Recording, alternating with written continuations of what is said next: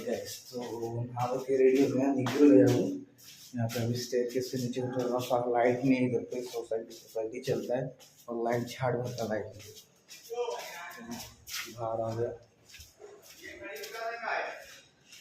और आपको मैं कुछ दिखाना चाहता हूँ, ये देखो अपनी शॉटगन। जब से CNG बाइक लिया है तब से इसको चलाया नहीं, नाराज हो गई रहेगी ये भी।